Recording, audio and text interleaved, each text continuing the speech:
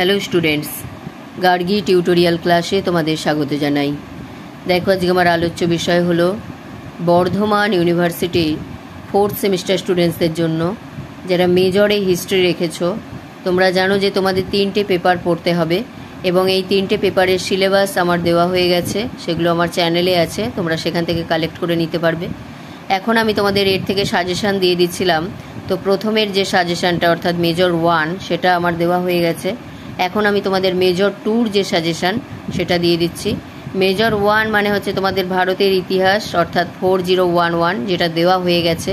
এখন যেটা দিয়ে দিচ্ছি সেটা হচ্ছে মেজর 2 অর্থাৎ দিল্লি সুলতানদের অধীনে ভারত, অর্থাৎ যার কোড হচ্ছে 4012, এবং আরও একটা বাকি থাকবে, সেটা হচ্ছে আধুনিক পশ্চিমের উত্থান, যার কোড নাম্বার হচ্ছে 4013। তাহলে আজকে আমি যেটা দিয়ে দিচ্ছি সেটা হচ্ছে তোমাদের মেজর 2 সাজেশান। এটাই আমার ফাইনাল সাজেশান। তোমরা জানো আমি প্রথমেই সাজেশান দিয়ে দিই, আর কোনো আলাদা করে দেওয়া হয় না। তো দেখে নাও কি কি প্রশ্ন আমি রেখেছি তার মধ্যে। 1 নাম্বার দেখো, দিল্লি সুলতানি শাসন প্রতিষ্ঠায় ইলতুৎমিশের কৃতিত্ব আলোচনা করো। 2 হচ্ছে দিল্লি সুলতানির ইতিহাসে কুতুবউদ্দিন আইবকের অবদান আলোচনা করো। 3 নাম্বার, দিল্লি সুলতানির ইতিহাসে রাজিয়ার ভূমিকা লেখো।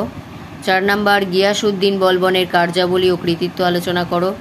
5 নম্বরে কিভাবে দিল্লির সুলতানিতে খলজি বিপ্লব ঘটেছিল, অথবা ঘুরিয়ে এইভাবে প্রশ্নটা দিতে পারে, খলজি বিপ্লবের গুরুত্ব বা প্রভাব আলোচনা করো।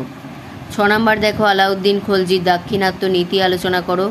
7 নম্বর, আলাউদ্দিন খলজির মূল্য নিয়ন্ত্রণ নীতির পিছনে উদ্দেশ্য কী ছিল, অর্থাৎ এটা কিন্তু তোমাদের বাজার নিয়ন্ত্রণ নীতি দিলেও একই হবে। 8 নম্বর দেখো, মোহাম্মদ বিন তুগলকের সংস্কারগুলি কেন ব্যর্থ হয়েছিল। 9 নম্বর আছে সুলতানি যুগের ইক্তা প্রথা সম্পর্কে সংক্ষিপ্ত টিকা লেখো। 10 নম্বর হচ্ছে ফিরোজ শাহ তুগলকের জনহিতকর কার্যাবলীর পর্যালোচনা করো। 11 নম্বর, দিল্লির সুলতানি সাম্রাজ্যের পতনের কারণগুলি আলোচনা করো। এবং 12 নম্বরে টিকা লেখো ভক্তি আন্দোলন বা সুফি আন্দোলন। 2টো টিকা রেখেছি। এরপর দেখো এখানে হচ্ছে 13 নম্বরে আছে ভক্তিবাদের প্রচারে শ্রী চৈতন্যদেবের ভূমিকা লেখো। 14 নম্বর হচ্ছে বিজয়নগর সাম্রাজ্যের সামাজিক, অর্থনৈতিক এবং সাংস্কৃতিক জীবনের পরিচয় দাও। এটা কিন্তু 3টে প্রশ্ন ভেঙে দিতে পারে, শুধু সামাজিক চাইতে পারে অথবা অর্থনৈতিক বা সাংস্কৃতিক, বা জয়েন্টলি 2টো দিয়ে দিতে পারে। তোমরা 3টেই করে রাখবে। এরপর দেখো 15 নম্বরে আছে বিজয়নগর রাজ্যের পতনের পিছনে কি কি কারণ দায়ী ছিল। 16 নম্বর, বাহমনি রাজ্যের মাহমুদ গাওনের অবদান লেখো। 17 নম্বর, বাংলায় ইলিয়াস শাহী যুগের রাজনৈতিক ইতিহাস সংক্ষেপে লেখো, বা ঘুরিয়ে দিতে পারে ইলিয়াস শাহের কৃতিত্ব আলোচনা করো। 18 নম্বরে আছে বাংলায় হোসেন শাহী যুগের রাজনৈতিক ইতিহাস সংক্ষেপে আলোচনা করো, অথবা হোসেন শাহের কৃতিত্ব আলোচনা করো।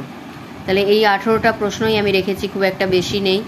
এর মধ্যে থেকে করলেই তোমাদের আশা করছি সমস্তটাই কমন পেয়ে যাবে। আর তোমরা জানো যে আমি 5 বা 10-এর ভাগ করে দিই না, সবসময় বলি যে একটু বড় করে করতে, যাতে তোমরা 5-এও লিখতে পারো অথবা 10-এও লিখতে পারো, কারণ কেউ জানে না কোনটা 5-এ আসবে কোনটা 10-এ আসবে। তার একবার দেখিয়ে দিচ্ছি, চলো দেখে নাও।